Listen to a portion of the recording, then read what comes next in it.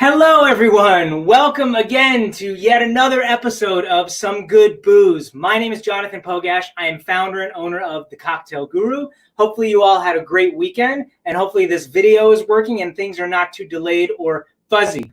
That is always something that we have to be concerned with during these live streams. So we've been doing these live streams for the last 9-10 weeks. And hopefully you all have been enjoying. I'm really hopeful that you have. We talk about positive news and then we make cocktails and celebrate with cocktails.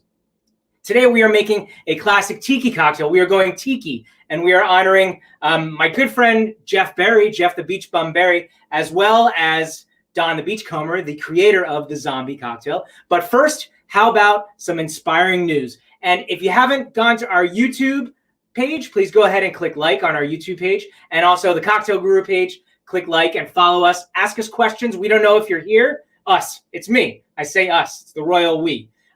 We don't know if you're here. I don't know if you're here unless you post a comment and say hello. But thank you all for joining, those who are on Facebook and other platforms. Okay, so I always like to talk about positive news, right? So on this day in history, in 1907, Mr. John Wayne was born. That's right, John Wayne, one of the all-time great actors in history, nicknamed the Duke, right? He became an instant star after his role in 1939 film called Stagecoach. I don't know if you all have seen that movie. It is a classic, and he went on to play the hero in 142 pictures. That's movies. They used to call them pictures back in the day. So happy birthday, John Wayne. And I think John Wayne would really like this cocktail because it is jet-fueled, powerful, and my good friend Jeff Berry, who wrote this great book, Potions of the Caribbean, honors the creator of the Mai Tai and also the creator of the zombie cocktail. Same person. Yeah, Don the Beachcomber. He kind of created the tiki craze. And this cocktail, specifically the zombie cocktail, kick-started the tiki craze. And there are a lot of ingredients in the zombie cocktail. If you take a look here at our zombie cam, and you can see some of the ingredients that are in this drink, and we'll go through. Hey, Teresa, thank you. Yes, good call. Yes, some FALERNUM. That's really funny that you mentioned that, Teresa, because the FALERNUM is right there, not here. It's right over there, and I need to go get it, which is really nice. And Teresa, obviously, you need to be included in pretty much every live stream that we do to make sure I'm on point and that I am on my toes. So yes, FALERNUM is an important ingredient in the zombie cocktail, and it's right here. Don't you worry, friends. Don't you worry. And we're using a really powerful rum, a rum called Stroh rum, which is Austrian, and it's 160 proof, 80% alcohol, okay? So we're just using a smaller amount as the recipe might have a little bit more, the traditional recipe, right? Okay, so here we go. So Don the Beach was around in the 1920s, actually before the 1920s, 1930s, kickstarted the tiki craze, and he kept his recipes very, very secret. He had a number identification system for the ingredients that went into his drinks so that the bartenders and so that anyone around him didn't know exactly what went in. But we were able to get the recipe, obviously, for some of his drinks by deciphering and by deducing as well. And the zombie cocktail became popular, actually was popularized in 1939 during the New York World's Fair. It's great. It really is a great cocktail. Yes, Teresa asks, Austrians make rum? They do, and they make really delicious rum, in fact.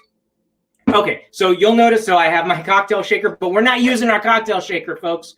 We're trading in the cocktail shaker for a blender. I've got my little NutriBullet here. I haven't made a blended drink on air yet, so I'm really super excited about this.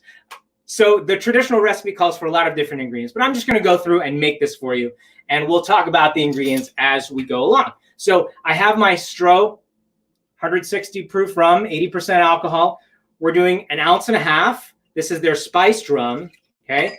1.5 ounces directly into our blender top, just like that. Golden FALERNUM. This is a traditional tiki ingredient, sometimes called velvet FALERNUM, has some really great ingredients on it. Or in it rather, some baking spices, some herbs, some botanicals.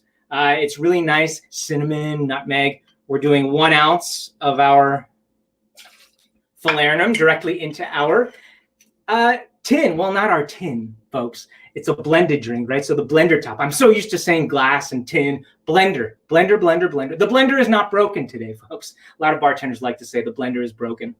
They don't like blended drinks. But believe it or not, I love blended drinks. Yeah, and it's starting to get warmer outside, so why not? I have my teaspoon. This is Pernod, okay? Similar to absinthe, but when absinthe was outlawed, they created these absinthe substitutes, and Pernod is one of them. It is a French herbal liqueur. We're doing just about a teaspoon of absinthe. Oh, look at that. I smell that, right? Kind of an anise or licorice. Ah, put a little bit on there. Okay, why not? So the traditional recipe calls for, so those are the alcoholic ingredients: passion fruit juice or passion fruit nectar, and I have this nothing better than Goya, doing 1.5 ounces of passion fruit. A lot of ingredients in this one, folks. 1.5 ounces, and to cut back on the different ingredients, I decided to make my own cinnamon pomegranate syrup. Okay, and I did it very quickly. So that's this right here. I just did pomegranate juice, some simple syrup that I had left over, and cinnamon sugar. This is cinnamon sugar, right? I literally just mixed all of those together. That was just a quick way of doing it. I realized, oh my goodness, I need cinnamon syrup and pomegranate and grenadine. So why not combine the two? So this is a pomegranate cinnamon syrup, and we're doing 1 ounce directly into our blender top. Angostura bitters, 3 dashes of Angostura bitters directly in there. Grapefruit juice. So here's the deal, folks. Traditionally, Donn's mix.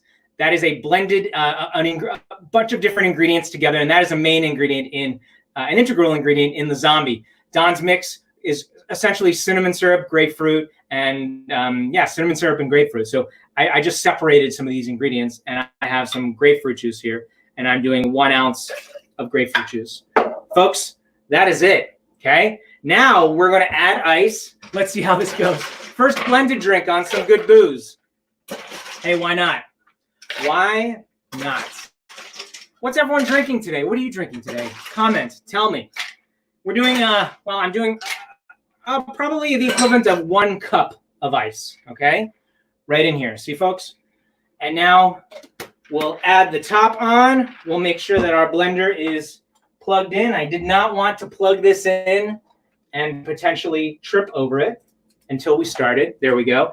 Now we're going to blend. Let's see, folks. Oh, man. Woo! There we go. Oh, yeah. Oh, yeah. Oh, needs a little bit. Needs a little longer. These blended cocktails. Can you hear me? Can you hear me now? There we go. That should be good.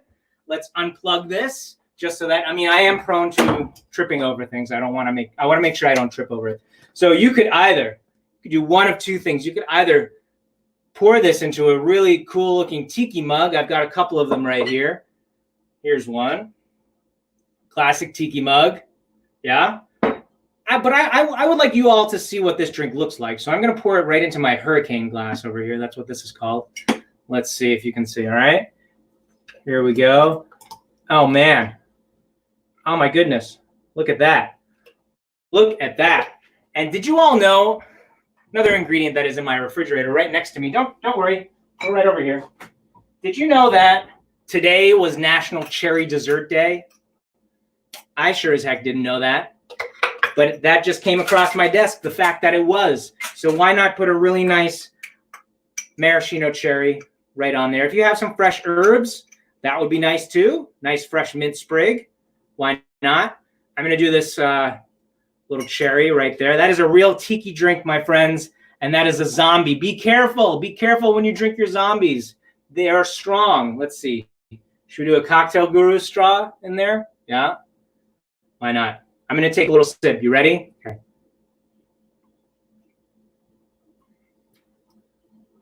Oh, yeah.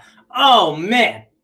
Oh, the rum, that spiced Stroh rum. So good. The Austrians make darn good rum, I have to say. I get the falernum, I get the cinnamon, I get all of these ingredients. I get a little bit of that Pernod in there. Oh, man. See, you could very easily down 2 or 3 of these, and you'll be on your you-know-what after that. So we really need to be careful when we're drinking zombies, okay? That is a zombie, folks. Thank you all for joining me on Some Good Booze. Just a little programming note for tomorrow. Tomorrow is Wednesday. Normally we're on at 5 p.m., but we will be on at 6:15 p.m. Okay, 6:15 p.m. I know it's an odd time, but hey, things come up, right? 6:15 p.m. tomorrow, Wednesday. Oh my goodness, I gotta keep drinking this. Check in with me in about 15 or 20 minutes and see how I'm doing, okay? Cheers, everyone. Take care.